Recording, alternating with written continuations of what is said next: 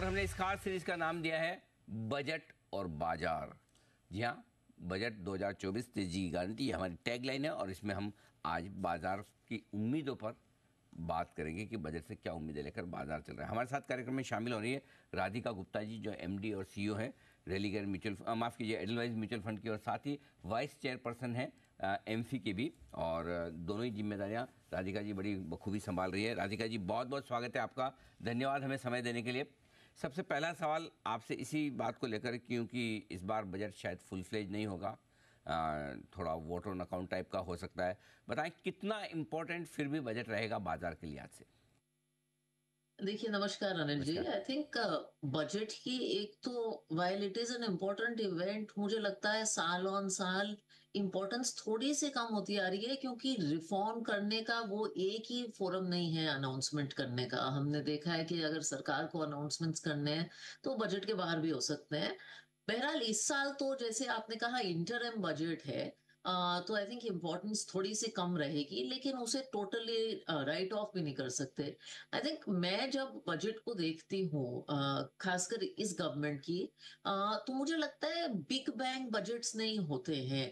एक vision paint किया गया था कुछ साल पहले, कैपिटल एक्सपेंडिचर का, आत्मनिर्भर भारत का, और उस विजन पे कंटिन्यूअस एग्जीक्यूशन और कंटिन्यूअस काम, वो मैं देखना चाहूंगी बजट पे।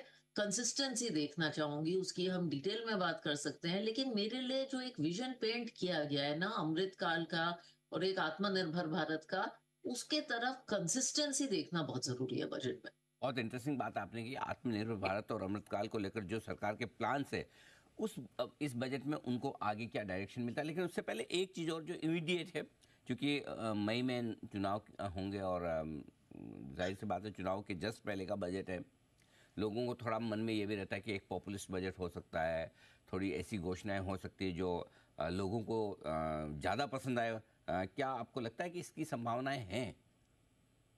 संभावना तो रहती है, लेकिन अगर आप इसी सरकार का पिछले चुनाव से पहले का बजट देखें तो आई थिंक इन्होंने काफी अच्छा काम किया था पॉपुलिज्म को रेजिस्ट करने का पूरी तरह से। तो मेरी अभी भी उम्मीद है कि ये कैपिटल एक्सपेंडिचर जो है उस पे कंटिन्यूअस फोकस डालें और पॉपुलिज्म को रेजिस्ट करें। एंड आई थिंक इनका पिछला ट्रैक रिकॉर्ड सजेस्ट कर सकता है कि हमें इसके अराउंड थोड़ी सी होप हो सकती है। बात है तो पुराना ट्रैक रिकॉर्ड तो यही कहता है कि ज़्यादा ऐसा पॉपुलिस्ट बजट होने की संभावना कम है। लेकिन आप जो कह रहे हैं कि आत्मनिर्भर भारत और साथ ही अमृतकाल का पॉलिसी विजन, इसका इम्प्लीमेंटेशन, क्या खास बातें अगर हो इस बजट में तो आपको लगे वाह बढ़िया बजट है? अरे, दो चीजें बहुत जरूरी हैं कैपेक्स के अलावा। एक तो पीएलआई एक बहुत सक्सेसफुल स्कीम रही है। मेरा मानना है कि बहुत सालों तक इंडिया को सिर्फ एक सर्विसेज ड्रिवन इकोनॉमी की तरह देखा गया है, और ये जो मैन्युफैक्चरिंग इन इंडिया है इस पे जो सारा थ्रस्ट आया है, अ, इसकी सफलता में पीएलआई का एक बहुत बड़ा हिस्सा रहा है, क्योंकि पहली बार मेक इन इंडिया जैसी चीजें रही हैं पहले भी, लेकिन पहली बार स्केल पे मैन्युफैक्चरिंग करने के आपको अच्छे इंसेंटिव्स मिले हैं। इसका सक्सेस हमने ऑलरेडी कुछ क्षेत्रों में, जैसे मोबाइल फोन, उन्होंने देखा है। तो पीएलआई का कंटिन्यूएशन मेरे हिसाब से बहुत जरूरी है।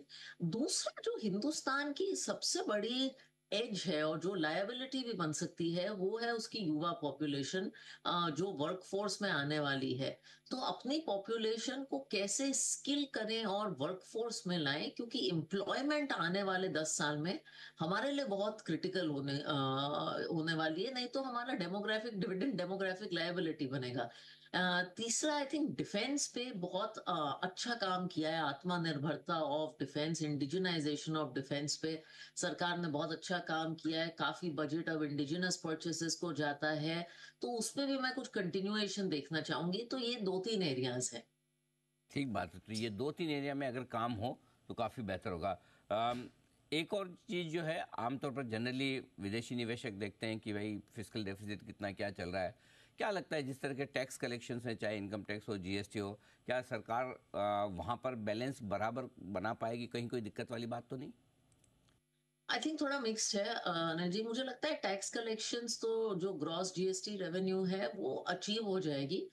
तो वहाँ प्रॉब्लम नहीं रहेगी। थोड़े क्रूड ऑयल प्राइसेस बढ़े थे, तो वहाँ एक कंसर्न का एरिया हो सकता है। डिसइन्वेस्टमेंट टारगेट का भी देखना पड़ेगा, are we short on that.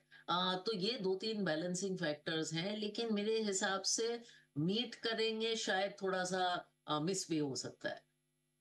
भी बताएं कि बजट से पहले, बजट के बाद बाजार का डायरेक्शन आप कैसे देखती हैं, और जो इन्वेस्टर्स है उन्हें क्या करना चाहिए? आई थिंक मैं बजट और इलेक्शन दोनों की ही बातें करूंगी। आई थिंक इन चीजों का इम्पैक्ट ज्यादातर मेरे हिसाब से बाजार पे शॉर्टर टर्म ही रहता है। और मैं बार बार कहूंगी कि इंडिया को एक इवेंट में या एक साल में ना देखें, इंडिया को एक डेकेडल स्टोरी की तरह देखें। अ, तभी आपका बाजार में पैसा बनेगा। अगर आप लंबे समय तक बाजार में डटे रहेंगे, ये तो तय है कि अगले 10 साल, I mean this year we will touch 4 trillion economic size, 5 trillion. तो ये तो सब इंडिया की इकोनॉमी 10 ट्रिलियन की होने वाली है, ये तो होना ही है। तो इसमें आपको पार्टिसिपेट करना है, और ये एक मल्टी सेक्टोरल इकोनॉमिक स्टोरी है। तो मैं बार बार कहती हूँ, अगर आप हिस्टोरिकली भी देखें, एडलवाइज म्यूचुअल फंड ने एक रिपोर्ट निकाली थी जहां हम इलेक्शंस का और बजट का मार्केट पे इम्पैक्ट देखते हैं। और डे ऑन डे इम्पैक्ट हो सकता है, एक मंथ में इम्पैक्ट हो सकता है, लेकिन लंबे समय तक इन इवेंट्स का इम्पैक्ट नहीं रहता, क्योंकि हिंदुस्तान की स्टोरी का जो एक्साइटमेंट है वो उसकी एंटरप्रेन्योरशिप और वो उसकी डेमोग्राफिक्स में है। ठीक बात है।